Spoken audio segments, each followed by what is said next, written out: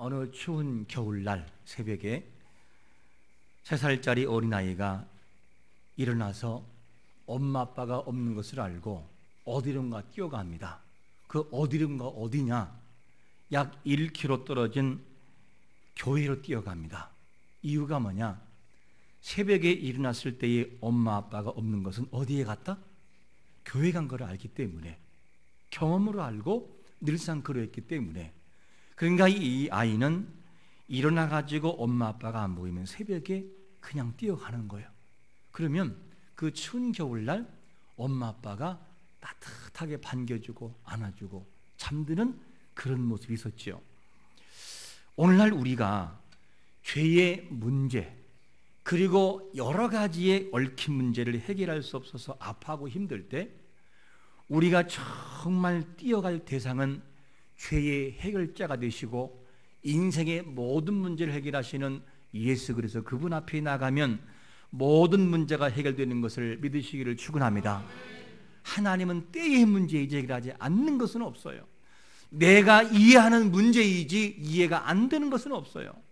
여러분, 이 말씀을 기억하고 살아가는 것이 참 중요한데, 우리가 지금 로마서 8장 말씀을 대하고 있습니다.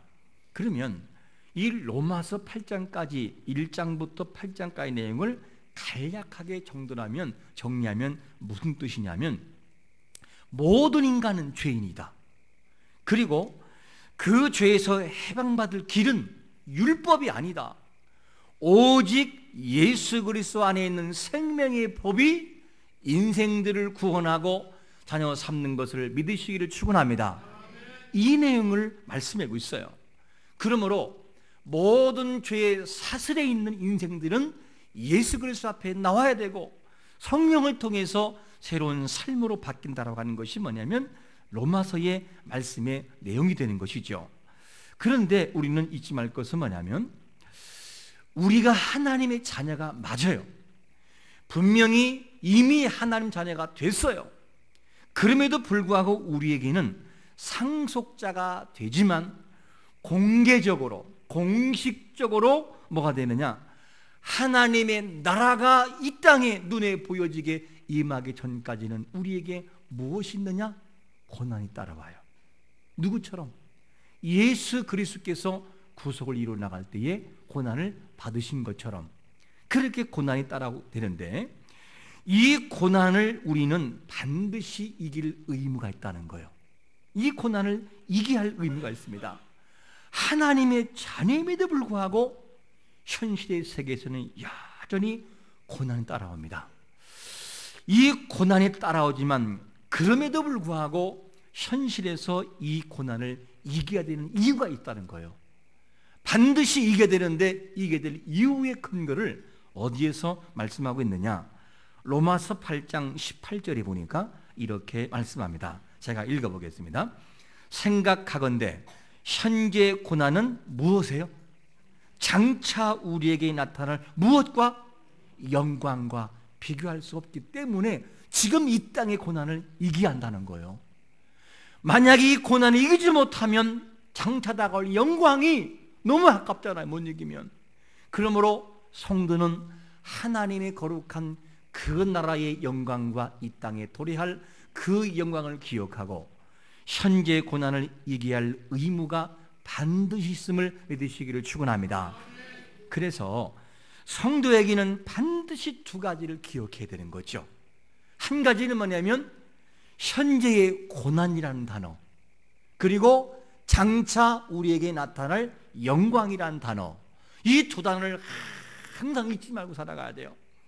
내가 너무 힘들고 어려울 때는 뭐를 바라봐야 돼요? 장차 다가올 영광의 그 나라를 바라봐야 되고, 그리고 영광의 나라를 바라봄으로써 뭘 이길 수 있느냐? 이 땅의 현재 고난을 이길 수가 있는 거예요. 그래서 이 두 가지를 항상 잊지 않고 살아가는 인생은 목표점이 분명한 인생인 것을 믿으시기를 축원합니다. 이거를 잃어버리면 목표를 잃어버리는 거고 목적을 잃어버리는 거죠.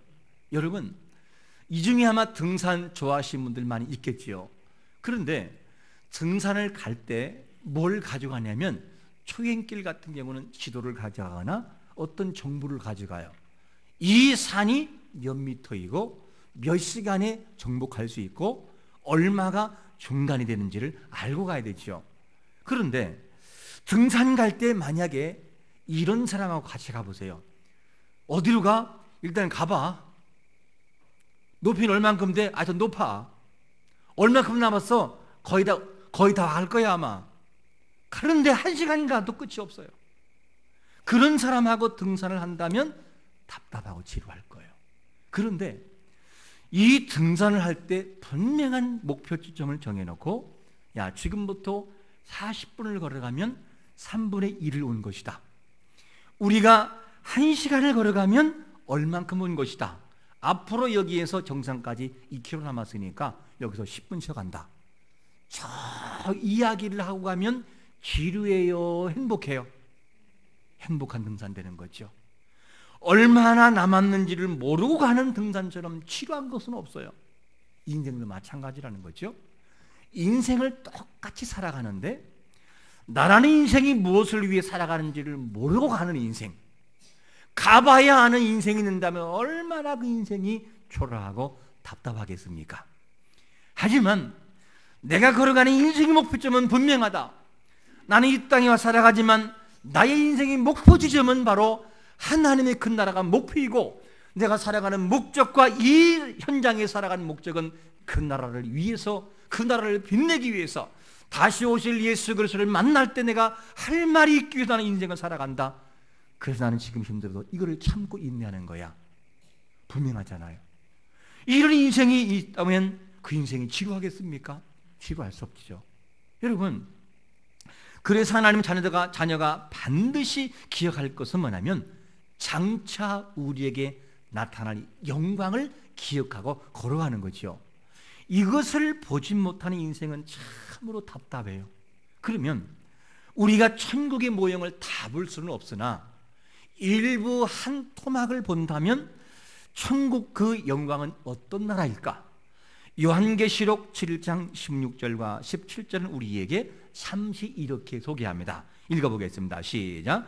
그들이 다시는 줄이지 아니하며 목마르지도 아니하고 해나 아무 뜨거운 기운에 상하지도 아니하리니 이는 보좌 가운데 계신 어린 양이 그들의 목자가 되사 생명수 생물로 인도하시고 하나님께서 그들의 눈에서 모든 눈물을 씻어 주실 것임이라. 할렐루야. 이 두 절만 보아도 행복하잖아요. 왜냐? 우리의 소망하는 그 나라의 주인이 목자가 예수 그리스도 바로 하나님 자신이셔요. 그곳에 생명수가 흐르고 우리의 모든 눈물을 다 닦아주시고 영원한 기쁨과 행복만 있는 그 나라, 우리는 이 나라를 목표로 삼고 가는 것이 중요하죠. 여러분, 이 나라가 우리의 환경과 우리의 삶에서 항상 떠나지 않기를 축원합니다. 떠나는 순간 인생은 불행해져요. 왜? 목표가 없으니까. 이 나라가 우리에게 중요한 것이죠. 그래서 만약에 우리 믿는 사람들이 이 나라가 보이지 않고 단지 이 세상에 살아가는 보여지는 세상에서만 끝난다면 우리를 뭐라고 바울이 말하고 있느냐? 너희는 이런 사람이 된다는 거죠. 고린도전서 15장 19절 말씀 제가 읽어보면 만일 그리스도 안에서 우리가 바라는 것이 다만 이 세상뿐이면 모든 사람 가운데 우리가 더욱 뭐하다? 불쌍하다는 거예요. 만약에 여러분들의 삶에 하나님의 나라, 장차 다가올 그 나라가 없다면 여러분들은 헛고생하는 거예요. 너무 불쌍한 사람들인 거예요. 왜? 미래도 없는데 뭐하러 여기 앉아서 이렇게 하겠어요. 근데 우리에게는 확신하는 것이 뭐냐면 그 나라가 반드시 땅에 도래하고 성경의 약속 그대로 그분이 이 땅에 오시는 것을 믿으시기를 축원합니다. 장차 올 그 나라가 우리 앞에 도래한다는 거죠. 그러니까 우리에게는 세상에서 가장 불쌍한 자가 아니라 그 누구보다도 행복하고 행복한 삶을 누릴 사람인 것을 믿으시기를 축원합니다.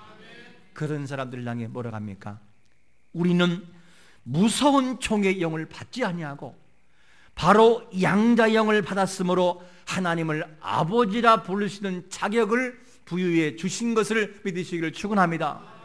그러니까 힘들고 어려울 때 하나님 앞에 나가서 아버지라고 부르면 눈에서 눈물이 나오잖아요. 이 가슴 속에 멍든 병이 치유가 되잖아요. 그 아버지가 우리를 치료하시니까. 이것이 바로 우리의 신분이라는 거죠. 자, 그런데 하나님의 나라는 분명히 존재하고 그 영광은 너무나 찬란하고 아름다워요. 그런데 우리에게는 무엇이 있느냐? 이 과정에서 반드시 풀어갈 과제가 있는데 현재의 고난이라는 과제라는 거예요. 현재의 고난. 그런데 이 현재의 고난이 단순해요? 단순하지 않아요? 단순하지가 않다는 거예요. 하나님의 나라가 너무 크고 영광스럽지만 우리가 겪고 우리가 딛고 있는 이 세상의 이 고난도, 현재의 고난도 상상할 수 없을 만큼 힘들 때가 많고 복잡한 것이 많다는 거예요. 그러니까 얼마나 힘들면 죽음을 택한 사람도 있잖아요. 못 참으니까. 이것이 바로 현재 고난이라는 테두리 안에 들어오는 영역이라는 것이죠. 그것도 현재 고난입니다. 어떤 때는 정말 인내를 요하는 그럴 때가 한두 번이 아니고, 그리고 어떤 때는 외로운 싸움을 싸워 나가야만 되는 그 발걸음을 걸어갈 때가 한두 번도 아니고, 그리고 어떤 때는 외로운 싸움을 걸어갈 때 사단이 우리에게 찾아와서 속삭여요. 야, 인생 뭐하러 사냐? 인생 그렇게 살면 뭐해? 죽으면 다 끝나. 그냥 죽으면 끝나. 철물점에 가봐. 튼튼한 밧줄도 있어. 그러면서 우리에게 속삭이면 하나님을 바라보려고 하다가도 마음이 확 흩어져 버려야지. 그래, 인생 살면 뭐하나, 이렇게 생각이 바뀌어버려요. 우리 이런 싸움에서 계속해서 우리는 싸워서 이겨내야만 되는 거고, 때로는 억울하고도 원통한 일들이 우리 앞에 다가오기도 해요. 그런가 하면 정말 좌절의 늪에 빠지기도 하고, 왜 하나님, 왜 우리에게 이런 고통이 하필이면 나라는 인생에게 찾아와야 되나요? 라고 물을 수 있을 거예요. 착하게 살았잖아요. 이러시면 안 되잖아요. 그런 우리 앞에는 있어요. 때로는 개인의 문제, 자녀의 문제, 가정의 문제, 사업의 문제가 우리를 짓누를 때가 있습니다. 우리는 이 믿음의 싸움을 싸워나갈 때 우리에게는 이 짓누르는 싸움에서 많은 갈등이 있지만 이겨나가야 되는데, 그런데 이겨야 되는 것은 분명히 맞는데 어떤 일도 있느냐? 하나님이 아브라함을 직접 부르기도 했고, 아브라함에게 말씀하기도 했고, 아브라함에게 약속을 주시기도 했지만, 아브라함이 어떤 것을 경험하느냐? 한 장소로 이동하여 한 나라에 들어갈 때는 왕이 무섭고 나라 사람들이 무서워서 자기 아내를 누구라고 그래요? 누이라고 해요. 그러니까 이 자기가 죽을까 봐 하나님이 옆에서 역사하심에도 불구하고 그 하나님을 어떻게 되느냐? 의심하는 것이 인생의 타락된 본능이에요. 여러분, 이렇게 해서 우리도 그런 실수를 할 때가 있어요. 알지만 어쩔 수 없이 해야 나에게 유익이 오고 내가 살 수 있으니까 그런 실수하고 하염없는 눈물을 흘릴 때도 있어요. 내가 뭐 하는 건지, 내가 이래서는 안 되는 것인데 알면서도 자기를 자학하면서 또다시 그런 죄에 빠질 때가 우리에게는 있어요. 그런가 하면 이 모세가 광야로 이끌어갈 때 백성들이 자기 마음을 모르고 하나님 마음을 모르니까 돌을 들어 죽이려고 하고 모세를 원망하잖아요. 이때 모세는 그 외로운 싸움에서 하나님 앞에 응답을 받아서 백성들에게 이야기를 해줘야 되는 외로움도 모세에게 찾아왔어요. 우리에게도 그럴 때가 찾아와요. 세월과 아픔을 이겨내고 난 다음에 하나님의 역사가 이런 것이라는 것을 증명해야만 되는 때도 우리에게는 현재 고난이라는 테두리 안에 들어가 있다는 거예요. 욥은 어떻고요? 욥이 얼마나 힘들었어요. 그 억울한 누명을 쓰고도 그거를 이기게 만드는 아픔을 딛고 서야 되는 욥의 심정. 뒤늦게 인정받지만 그거를 이기야만 되는 그런 아픔도 우리에게는 있습니다. 그러므로 하나님의 영광에 못지않게 현재 고난이라고 하는 이 항아리 안에 들어있는 여러 가지 다양한 일들은 복잡하고 얽혀있고 크고도 아프고 좌절과 낭만이 우리 앞에 다가온다는 거예요. 이것을 이겨낼 수 있는 성도가 될 때 하나님의 거룩한 그 나라, 장차당할 그 나라가 우리에게 영광이요 기쁨 되는 것을 믿으시기를 축원합니다. 그게 우리가 이겨야 될 사명이라는 거죠. 이것을 우리가 반드시 해야 되는데, 그러면 장차 나타날 영광을 기대하면서 탄식하는 대상이 있다는 거예요. 그 나라와 그 주님이 오실 그 날을 기억하면서 탄식하는 대상이 있는데, 첫 번째 대상을 누구라고 소개하고 있느냐? 로마서 8장 22절에서는 이렇게 소개합니다. 피조물이 다 이제까지 함께 탄식하며 함께 고통을 겪고 있는 것을 우리가 아느니라. 피조물, 이 피조물이 누구죠? 사람이 아닌 누구를 포함하는 겁니까?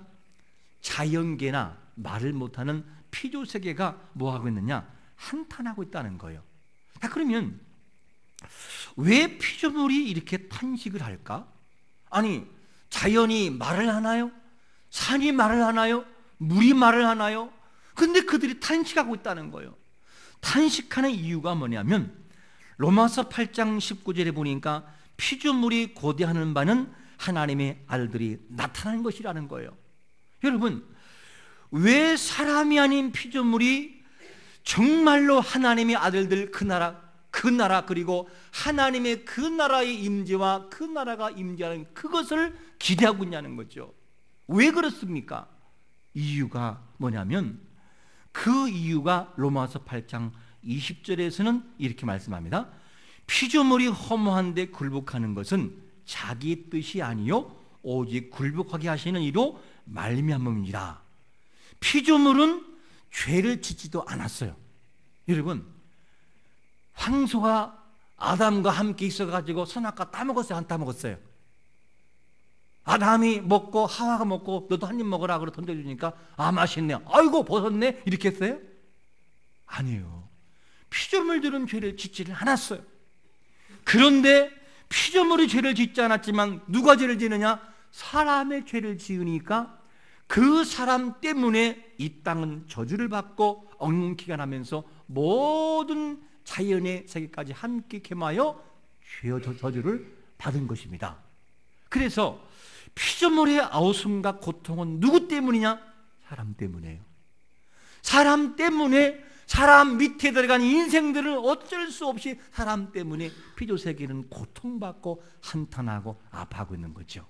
여러분, 지금 모든 자연이 아무 말이 없지만 그 자연의 모든 피조물도 그 하나님 오시는 그날, 주님이 오시는 그날, 하나님의 아들들이 나타나는 그날을 사모하고 있는 것을 믿으시기를 축원합니다. 그거를 탄식하고 있다는 거예요. 이것을 지금 그들은 기다리고 있는데, 자, 그러면 인간 때문에 이런 죄에 빠진 쥐 썩어짐의 종로로 돼서 해방받는 그날을 기다리고 있다면, 자, 그러면 바라는 이 해방이 이 피조물만 그럴까? 그렇지 않다는 거예요. 또 있다는 거예요. 뭐가 그렇게 바라느냐? 탄식한 대상이 로마서 8장 23절 말씀을 우리 한번 같이 읽어보겠습니다. 시작.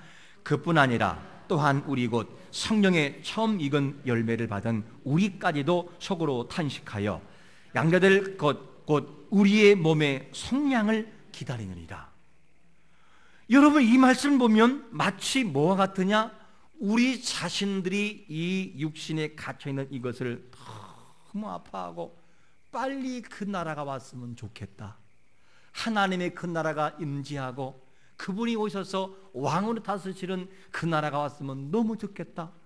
사모하고 또 사모하고 있는, 바라보고 있는 마치 그 모습을 상상하게 만들어요. 여러분, 그러니까 피조물도 이것을 고대하고 있으나 누구도 고대하느냐? 사람도 고대하고 있다는 거예요. 우리도 함께 탄식하면서. 이것이 바로 우리의 모습인데, 우리가 바로 이것을 기대하는데 우리는 아직까지도 어떤 사람들이냐? 예수 그리스도를 믿어 성령의 능력으로 하나님의 자녀가 됐으나 우리에게는 아직까지도 죄의 본성이 우리 앞에 남아 있어요. 그래서 우리는 두 가지와 싸워요. 그게 뭐냐? 하나님의 법과 그 다음에 육신의 법과 싸워요. 하나님의 법을 쫓아 살아가고 막 열심히 하다 보면 한순간에 생각이 확 들어와가지고 육신을 그리워하게 만들고 하나님의 일보다 다른 일을 더 기쁘게 만들어 놓아요. 그 하나님의 일을 잃어버리게 만들어 놓아요. 이렇게 해서 이제는 뭐냐면 이 육신의 법과 하나님의 법과 육신의 법과 싸우는 것이 뭐냐? 우리 모습이라는 거죠. 여러분, 그러나 우리는 잊지 말 것은 뭐냐면 우리의 마음 중심 속에는 하나님이 이 땅에 임재하시는 그날, 하나님이 우리를 다스리시는 그날을 지금도 기대하고 있는데 공식적으로 공개적으로 이 땅에 우리를 너는 내 자녀야라고 양자로 삼으시는 그날을 지금도 우리는 사모하고 기다리고 있다는 거예요. 여러분, 하나님의 그날을 사모하며 살아가시기를 축원합니다. 이 마음을 잊지 않는 것이 중요하죠. 그러면 우리가 앞에서 피조물, 그 다음에 인간 이렇게만 기대할까? 또 있다는 거예요. 그 한 부류가 누구냐? 로마서 8장 26절에 보니까 이렇게 말씀합니다. 같이 읽어보겠습니다. 시작.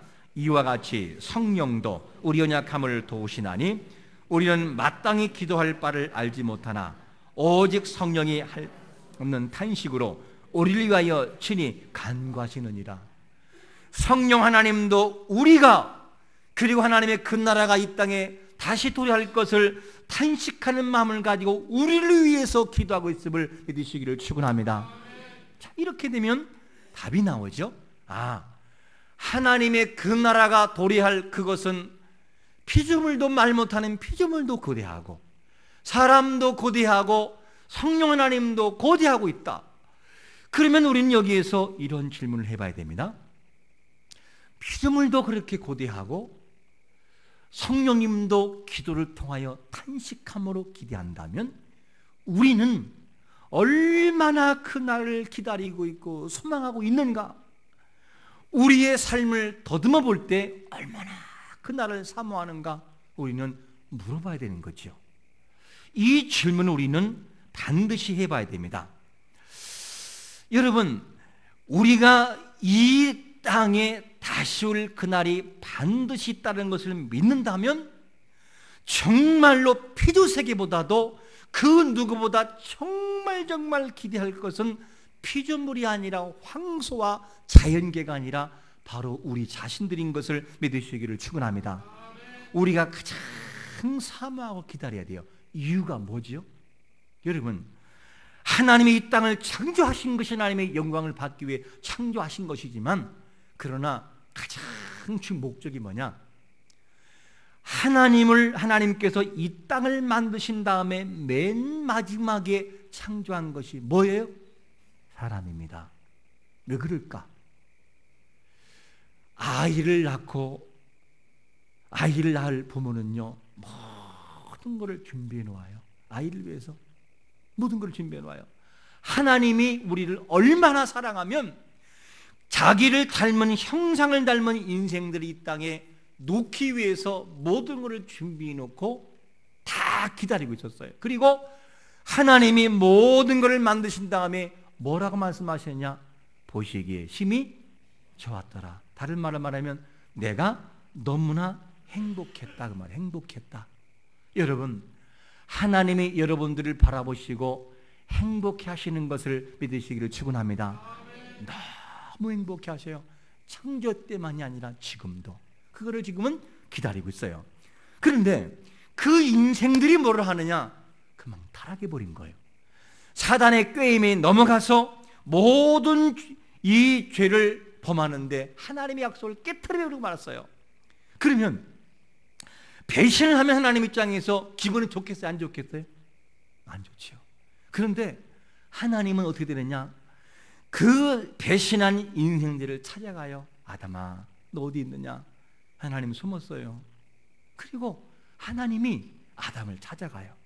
그리고 무화과 잎으로 엮은 시간 되면 이것이 바스러지기 때문에 가죽 옷을 입혀서 모든 것을 가려주어요. 신약이 와서 오실 예수 그리스도 그분을 상징하지만 그렇게 해서 모든 걸 가려주시고 그 인생들을 구원하시기 위해 하나님께서는 계획을 만드시는데 당신의 아들이 이 땅에 보내셔서 십자가상에서 처참하게 죽어 피 흘려 우리 인생을 구원하시기 위한 계획을 세우는 것을 보게 됩니다. 그리고 모든 저주를 받아 누굴 살려놓아요? 바로 여러분 옆에 있는 옆 사람을 살리기 위해서 그분께서는 돌아가 죽으시는 것을 보게 됩니다. 이렇게 하여 모든 것을 완성해 놓아요. 그러므로 하나님께서는 이 땅에 우리를 파송하고 가장 사랑한 대상이 누구냐? 자연계만이 아니라 자연계도 사랑하지만 그 중에 특별히 사랑하는 존재가 바로 인간들인 것을 믿으시기를 축원합니다. 이런 면을 바라볼 때 영광의 그날 장차 다가올 그날을 가장 사모할 게 누구냐? 누구예요? 사람이라는 거죠. 그러면 이 누가복음 7장 36절의 이하를 하나 이해를 들어보겠습니다.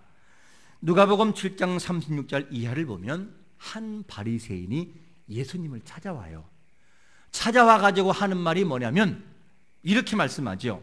예수님, 식사를 합시다. 그리고 식사 자리를 초대해서 함께 식사를 하게 되는데 그때 마침 예수님이 그곳에 계신 것을 알고 한 여인이 찾아오는데 이 여자가 죄를 지은 여인이에요. 그런데 과거 예수님께서 정말 용서해 준 여인인데 이 여인이 찾아와 가지고 향유를 가지고 오고 그런데 이 여인은 그냥 오지 않고 눈물로써 어떻게 하냐? 주님을 만나게 돼요. 눈물로 주님을 만나가지고 그리고 자기 머리털로 발을 씻기면서 입을 맞추고 향유를 부어요. 그런데 이것을 보았던 바리새인이 아주 기분이 안 좋아요. 기분이 안 좋아요. 너무 기분이 안 좋아가지고 어떻게 되느냐? 속으로 생각할 때 아니 예수님이 선지자라면서 저것도 모르나? 저거 모르나? 그러면서 속으로 생각하니까 예수님이 그거를 깨트리기 위해서 뭐라고 하느냐? 이 바리새인의 생각을 깨트리기 위해서 예수님이 시몬에게 이렇게 말해요. 옆에 있는 시몬에게, 시몬아, 두 사람이 있는데 둘 다 빚진 사람이다. 근데 한 사람은 얼마를 빚졌느냐? 500데나리온을 빚졌고, 그리고 한 사람은 얼마 줬느냐? 50데나리온을 빚졌다. 이 말을 환산으로 바꾸면 한 사람은 5천만 원을 빚을 지고 한 사람은 500만 원 빚을 졌다. 둘 다 갚을 능력이 없다. 그래서 내가 이 사람에게 모든 것을 탕감해 주었다. 그러면 이 둘 중에 누가 더 감사를 해야 되냐라고 물을 때 누가 더 감사해야 돼요? 누가? 5천만 원을 탕감한 사람이 더 감사해야 되는 거죠. 그러면 오늘 본문에서 우리가 볼 때 피조물과 서로가 비교할 때 가장 깊은 사랑을 받은 것이 황소예요? 사람이에요? 사람이잖아요. 그러면 그 사람들이 어떻게 되느냐? 하나님의 은혜를 기억하고 다시 오실 그날을 기억하면서 피조세계에 사는 인생 중에서 가장 주님이 오실 것을 고대할 것이 누구냐? 사람이라는 거예요. 이것을 기대한다면 우리는 여기서 이렇게 질문해 봐야 됩니다. 우리의 본업이 무엇입니까? 한번 눈 감고 있는 옆 사람한테 이렇게 물어보세요. 뭐라고 말하냐면 우리의 본업이 무엇입니까? 예, 아직도 정신을 못 차리고 있습니다. 예, 다시 한번 질문해 보겠습니다. 집사님의 본업은 무엇입니까? 예, 본업이 뭐냐? 무슨 말이냐면 우리의 진짜 본업이 무엇이냐? 하나님이 우리를 이 땅에 파송하신 사명이 분명히 있어요. 사명. 인생들에게는 사명이 있거든요. 이 사명이 있다면 이 사명을 가지고 있는 인생들은 사명이 본업이라는 걸 잊지 말아야 돼요. 사명. 우리가 먹고 사는 것이 본업이 아니라 진정 이 땅에 파송된 사람이 사명이 뭐냐면 본업이라는 사실을 알아야 됩니다. 그러면 이렇게 질문하면 조금 속으로 불편한 사람이 있을 거예요. 목사님, 말도 안 되는 소리 하지 마시라고. 어떻게 사명이 본업이냐고. 그게 말이 됩니까? 목사님 안 먹어요? 먹잖아요. 그렇죠. 먹어야 되죠. 그런데 저는 그런 분들에게 이렇게 질문하고 싶어요.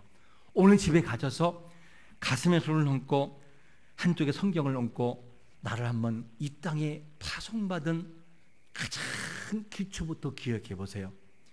내가 이 땅에 오게 된 것은 스스로 왔는가? 아니면 창세 전에 나를 이 땅에 택하셔서 때가 되므로 이 땅에 파송받은 하나님이 계신가? 그래, 하나님이 계시다면 그 하나님 나를 왜 이 땅에 파송했을까? 너를 먹고 살고 싸고 살고 오는 것이 목적이 아니라 너를 통하여 내가 나를 찬양하고 하나님을 찬양하고 높이게 너를 보냈는데 너는 무엇도 않느냐? 그랬구나. 하나님 나에게 이 땅에 보내실 때 사명이 있는데 그 사명의 것만 내가 사명을 잊고 살아갔구나. 그러면 나는 무엇을 위해서 살아야만 되는가? 그렇구나. 나의 진짜 본업은 먹고 사는 문제만이 아니라 내가 이 땅에 파송받은 나에게 향하신 하나님의 사명이 분명히 있었구나 하는 것을 기억하면서 답변하면요, 대답이 먹고 사는 것이 본업이 아니라 사명이 본업에 대한 대답이 나올 수밖에 없어요. 그거를 모르고 있었고 그동안 잊고 있었고 우리가 그거를 잊고 있기 때문인 것뿐이지, 진짜 우리의 본업은 우리를 이 땅에 파송하신 하나님이 우리에게 파송하신 사명이 본업인 것을 믿으시기를 축원합니다. 이거를 찾는 것이 인생의 행복이라는 거예요. 이걸 우리가 분명히 알아야 됩니다. 그러면 여러분 잊지 말 것은 뭐냐면 이 땅에 우리가 살아가는 목적이 무엇입니까? 라는 질문을 해봐야 되고, 그리고 지금까지 무엇을 위해 살아오셨습니까? 라는 질문을 해봐야 되는 거죠. 다시 오실 예수 그리스도 그분에게 마음을 두지 않고 살아가는 인생들은 뭐냐면 본업이 바뀐 거예요. 본업이.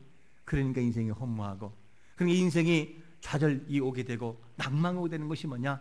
그 분명한 목적이 없기 때문이라는 사실을 알아야만 됩니다. 만약에 이 땅에 보이는 세상의 것만 추구하는 인생의 목표를 가지고 살아가는 인생이라고 한다면 그런 인생들을 향해서 주님은 우리에게 이렇게 말씀합니다. 로마서 8장 24절 말씀을 같이 한번 읽어봅니다. 시작. 우리가 소망으로 구원을 얻었음에 보이는 소망이 아니니 보는 것을 누가 바라리요? 보는 것을 바라보고 살아가는 인생은 진짜 소망이 아니라는 거예요. 장차 다가올 그 나라, 이 땅에 오실 예수 그리스도, 그 나라를 바라보는 것이 진짜 본질인 것을 믿으시기를 축원합니다. 이렇게 말을 하지만 성도가 살아가는 삶은 힘들잖아요. 힘든 거 저도 알아요. 얼마나 힘들어요. 모든 삶에 싸워나가는 삶이 너무 힘들지요. 하지만 성도가 세상에서 싸워나가는 것도 힘들고 어렵지만, 그런데 잊지 말 것은 뭐냐면 하나님의 그 나라, 다가올 그 나라를 바라보고 현재의 고난을 이겨야 할 의무가 있다는 거예요. 이것을 이겨야 다시 오실 예수 그리스도를 바라보고 그분을 맞이할 수 있다는 거죠. 여러분, 현재의 고난을 뛰어넘어 장차 우리에게 나타날 영광을 생각하면서 다시 오실 예수 그리스도를 바라보고 지금 현실을 이길 수 있는 복된 성도가 되시기를 예수 그리스도의 이름으로 축원합니다. 아멘.